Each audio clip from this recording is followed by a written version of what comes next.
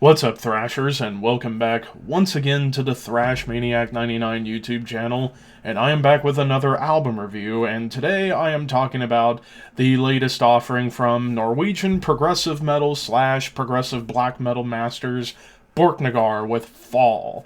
This also comes out on February 23rd, this time on Century Media. And, well, this is one I was looking forward to because I've become a pretty big fan of this band ever since I checked out and reviewed Winter Thrice when it came out in 2016, and pretty much fell in love with the band from that point on. Went back and listened to some of their older stuff, and also checked out and reviewed their last one, True North, which came out in 2019.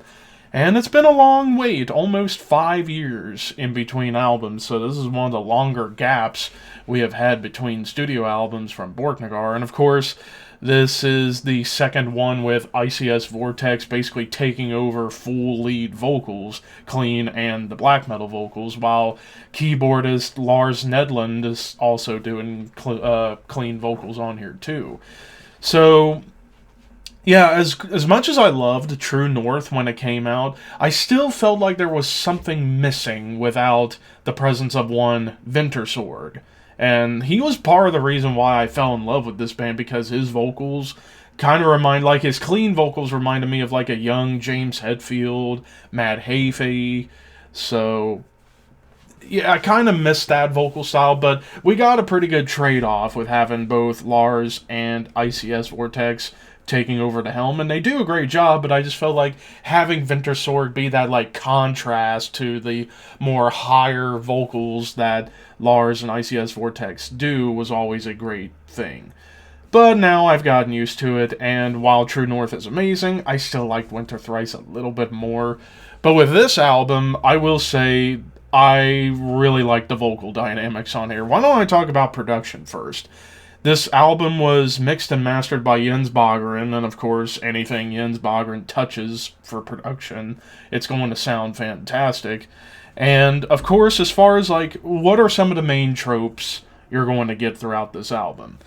Tasty, clean guitars, amazing vocal rounds, some atmospheric leads, great melody, double time rhythms with epic tremolo melodies, and great drum flair. That's pretty much like those are the main ingredients you get in a Borknagar album. But kicking things off with Summits, which was one of the longer songs at a little over 8 minutes, and immediately epic riff, tremolo melodies galore, very much like classic Borknagar. And that's the wonderful thing. Borknagar doesn't really sound like any other band. They pretty much sound like themselves, which is great. So you get these classic Borknagar tremolo melodies and blast beats, double time rhythms. There's also another thing to mention across the board on this whole album is really cool groove. Like the drums help provide a really cool groove behind all the melodies and all the different musical textures that this album puts into your head. But I also love here on Summits, you get this huge epic tremolo riff in a verse that helps build tension and drama, almost like prog would, by building tension and drama within the song. And then there is one band I could compare a few sections of this album to, and that's Iron Maiden. Like, there are a few moments on this album where you get these like cool Iron Maiden melodies or galloping rhythms that feel like they belong on an Iron Maiden album. Like here on the bridge of Summits, the melody feels very much like something you would hear on like Seventh Son of a Seventh Son in particular. And one other thing to note about this album, the dynamic shifts you get on here are flawless.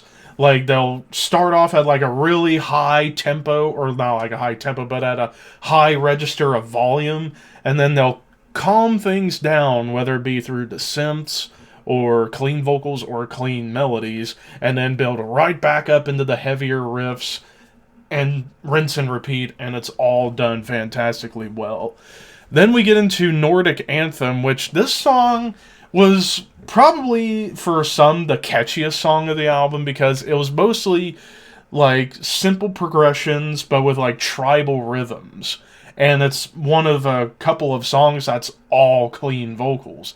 And this was all pretty much done by Lars, the keyboardist. And he shows that he's got a great voice. And I love how during the chorus it does pick up the tension with the guitars, but for the most part, like I said, it's like simple doomy progressions with tribal beats, very much like an anthem for Vikings, hence the title.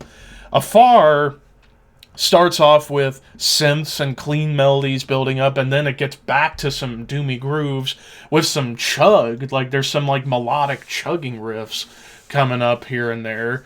And then there's a part on here where the tremolo melodies and the synths work together, and it's something magical. I gotta admit, like, it was a magical moment, excuse me, within the song.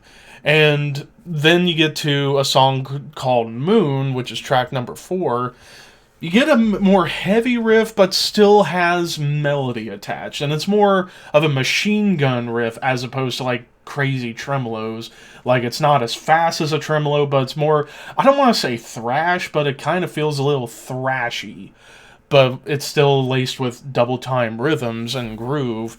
But I also love how right away you get a ripping guitar solo. Like, again, the lead work on this album is just absolutely marvelous, mostly for the atmosphere rather than the technical precision, but this is one of those moments where the leads do rip. And even the bass, like ICS Vortex, so shows that he's a great bassist and has some little bass flurries going along with the ripping lead.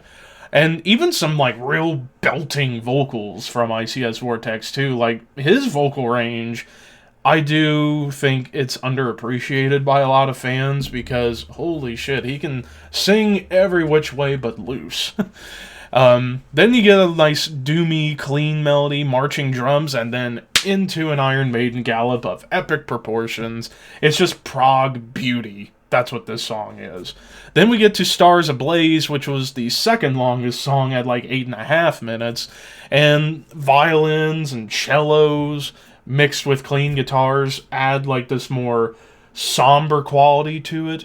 Melodic chugs and groove come back, and then it even gets more tribal rhythms in one chorus. And they do the chorus on this track different every single time, which is really creative, of course. And even some bass melodies kind of pop up on this track too.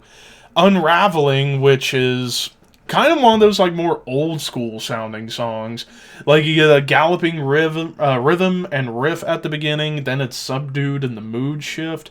But then you get some like classic heavy metal moments and even some like Deep Purple inspired keyboards coming up here, but with an epic chorus. And that's another thing. These choruses on this album are so catchy and epic. Like, this band knows how to write great epic hooks. And that's always been a thing that's drawn me in about this band. But also, the guitar solo here definitely has a lot of Iron Maiden to it, but even gets a bit doomy again in the bridge. But then we get to The Wild Lingers, which was one of my favorites. Actually, these final 2 tracks, I think, were the best songs on the album. But The Wild Lingers, again, sad violin, cellos, and clean melodies. But then it gets into probably the most beautiful solo of the album. We're talking Pink Floyd levels of beautiful. And it's more of a doomy song. Like, it's got a lot of doom laced throughout. Gorgeous chorus with a tasty riff. And also some lower register clean vocals from ICS Vortex. So kind of maybe filling in that void left behind by Wintersorg a little bit. And then to the final track, Northward. 10 minutes, their longest song they have ever done. And this has so much going on. Basically, check marks everything this album has done up to this point. Tasty melody at the start with synths, double time rhythms with a tremolo melody, galloping rhythm when it gets more epic, tasty licks on the guitars, it turns somber for a brief moment, more grooves and drum flare galore, epic blast beats, ripping leads once again. Then you get to another mood shift where I forget the name of the lead guitarist now in the band, but he practically makes the guitar fucking cry and takes a lot of riffs for a walk. And then at the very end, amazing crooning by Lars and ICS Vortex. Like, who would have thought these guys could fucking croon? They probably could croon the panties off of any metal chick and possibly some metal dudes I know. But I don't wear panties. So, yeah, that's pretty much how we end this album off, with, like, epic crooning and great riffing.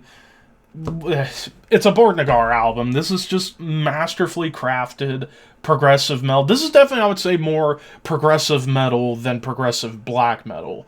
Even though you still get some black metal moments, like with the tremolo melodies and the harsh vocals. But again, I would say this feels closer to doom than it does black metal at times. But it's still very much prog metal glory. Now, if I had to think of any complaints really at all, it's really just a personal nitpick. I still wish Wintersorg was in the band to act as like the perfect contrast in the vocals to Lars and Vortex's higher register. But at this point in the game, I'm going to allow it. Even though I miss Wintersorg so much because he was such a dynamic vocalist. But we still got a pretty good trade-off with having Lars and ICS take over.